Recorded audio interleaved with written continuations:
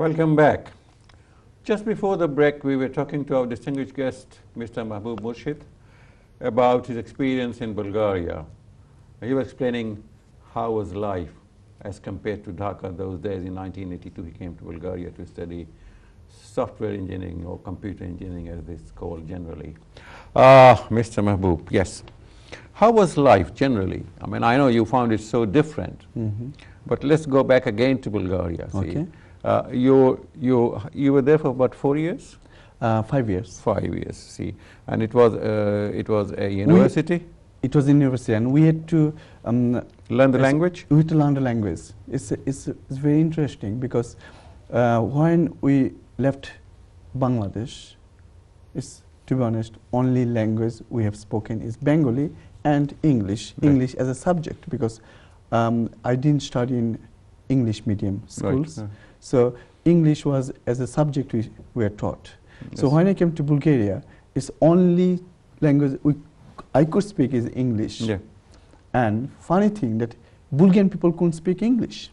It was very interesting because to communicate with somebody, you have to know the language. If you don't know the language, then you use a sign language.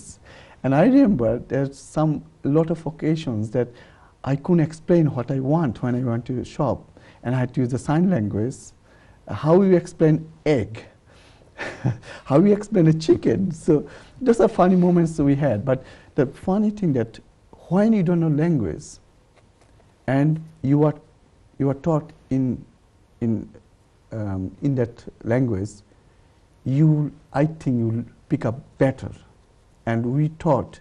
And did you go through a basic functional? Yes, everything. Course. Even I remember the very first day when my Bulgarian teacher came to the class. We were all foreigners sitting here, not a single Bengali that I could speak, and some Arabians were there, some Greek students were there, and we were all sitting. And the teacher came. I still remember her name, Kablakova, and she entered the class and she said that Dobro utro, and we don't know what that means because we don't know Bulgarian language. You said same to you. Then we all looked at each other and said. Then she said, "Dobro utro." We still confused what she's talking about. Then finally she used the word "good morning." So that's how they taught really us, without using other language, taught their language. And to be honest, even now I still remember Bulgarian language. Even when I speak to some Bulgarians in London, they really shocked that, how do you remember this language? Yeah. You left in 1987, nearly 30 years, and you still remember the language. Because the way they taught us the language, we didn't forget. But keep it up, don't try to forget it, because a language is a great asset. Absolutely. To be honest, when I went to Bulgaria, and left Bulgaria, and I thought that, that language will never be used in my life probably. If I go to Bangladesh, I'll never see a Bulgarian. In England... But you never know. Yes. And just for your information, I've got nearly 30 Bulgarian clients, and they speak with me Bulgarian language. Great. So it's never wasted. Say it's working. Yes, it is working. There's an expression in Farsi, what you've just said about the Bulgarian language, Zabane yare man Turki, wa man Turki namidanam. The language of my Mahbub, my beloved, is Turkish, you see. Okay. And I don't know Turkish, so how do I communicate, see? And this is what you were talking about, you see. Okay. But of course, in your case, was the teacher and not the Mahbub. Okay. Right, so that really helped me, that language. And the other thing I have to say that I learned computer programming. Right. Then I got a job by that accountant as a trainee accountant. I always try to relate that my knowledge in computer programming in this accountancy. Yeah. I can give you a few examples at that time. At that time, there's no spreadsheet software called Excel. It was called Lotus 123. And that was the first spreadsheet software. And I developed a software using that spreadsheet, Lotus 123, a bookkeeping software here. I wrote by myself, and still Even after 30, You still use 15, 16, nearly 25 years, I'm still using this. Great. I developed that one. So even that knowledge really helped me. Even that programming is a very logical thing. So you have to think logically, if and but. Even we had to draw a flow chart to do programming language. And even nowadays, even if I explain something to my client, I always draw something. I illustrate in a piece of paper to explain accounting terms, some entity, everything. And also that knowledge really helped me. Even one incident I have to tell you that was also another turning point of my life. I was explaining one day to one of my clients. He has come to me, wanted some advice because he's never done any business. So he came to understand what entity, what sort of business he should start. Sole trader, partnership, or limited company.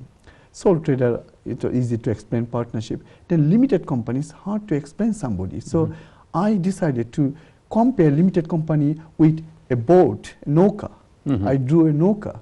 And the boat, I said that in limited company, the boat, the Majhi, the boatman, is the director.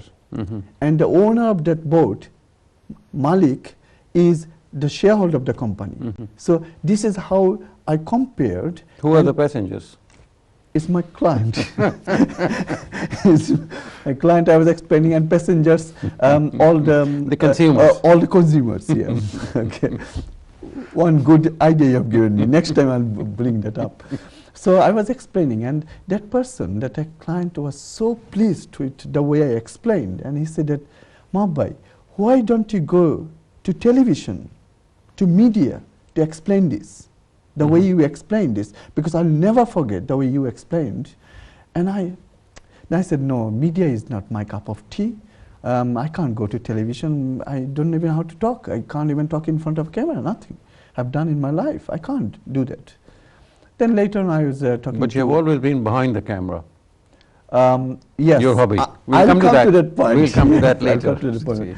So, but finally, did that man start a business? Yes, he started a business, and he's still floating. He's floating, and he's still he's Majhi and Malik at the same time. Great. So he's a director and a shareholder at the same Great. time. So, and so then I was talking to one of my colleagues and said that should we go to television?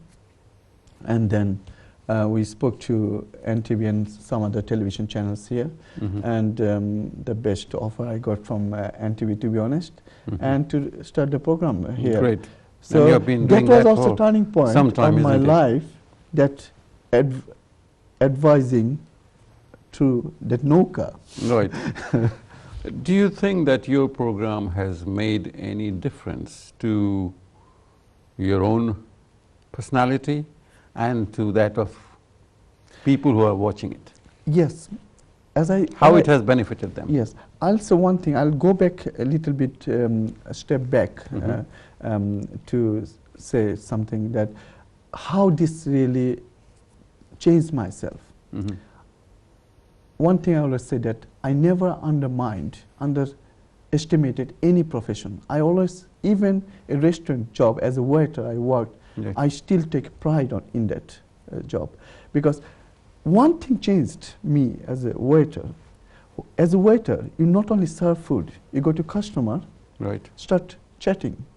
You ask how you are doing, where do you live, and they also ask you questions. It's an exercise in public relations. Absolutely, and that public relationship really, to be honest, even my sister is shocked. My sister, when I told my sister that I'm doing a program for more than 2 years now in community television and TV, you're shocked. You couldn't even talk, and you are doing a program. You're hosting a program in television. Yes, that profession really changed me as a waiter. That changed me, opened my personality, to be honest, and that's really helped me even as a host of my program in accountants with Mahbub Musrshed. So this is definitely, so that also helped me, I have to say. Mr. Mahbub, I want to go back to, you started practice in 2001, isn't it? Yes. As Mahbub Shah and Company. Yes. And then it changed to Mahbub Server and Company. Yes. In 2006. And later it became Mahbub and Company. Then you became the Maji and the boatman. Boatman. And the owner, both. Okay. You are the sole director of the company. Now. Yes. Yes. And it's regulated by accountancy professional bodies. An ACCA approved employer. What is an ACCA approved employer? See, I saw the word, interesting word, gold somewhere. ACCA is an professional body. They choose. It's not they choose. You have to apply to be ACCA approved employer. So they will come and check how you really train up a ACCA student, because in our practice we've got so many ACCA qualified ACCA students. So how we facilitate them, how we train them. You provide the training and the leadership understanding. Yes, of course. You see, and the client relationship. Yes. They look into those, and they have given us the status, gold status, which is we are very honored to have that status. So any accounting ACCA student, even the first year they start working for us, and they stay 3 hours in a firm, then they automatically, when they qualify, they'll get their membership. Because to get membership, you have to work at least 3 years in a practice. And because we are member ACCA approved practice, so if somebody gain experience for 3 years, they will automatically get that membership. Right. How many ACCA students have you trained so far? How many are you being trained at your place? To be honest, monitor the numbers? To be honest, I have to say 90% of my colleagues are either ACCA qualified member. They have been trained by your company now? Yes. A lot of them got their membership after working for us. Great. So this is something that, this and where are they from? They're mostly from Bangladesh, I have to say, because our community, people call us community accountant. I don't know what the term is, but we serve the community in a sense that our clients are community-based clients. My 90% clients serve our community, Bengali community, Sylheti community, and as a result, for the service, it's better if I have somebody from the same community, so it would be easy to serve. Communicate. Communication is and community. Yes. Okay. No, they call you community accountant because they call you out of love, see, because you understand their problems. They're not making you smaller, but it's and I have to say one thing, that when you say community accountant, sometimes I take as a compliment, to be honest, because this community has given me a lot. This Bengali community has given me a lot, because when I came to this country, I didn't have any friend, any relative, anybody I know, to be honest, in this country. So the first job I had, to be honest, given by our community. And when I stood on my feet, I didn't forget them. I didn't ignore them. And I wanted to give back somehow or other. I wanted to give back something to this community. And when I did this program, I felt that I'm doing that.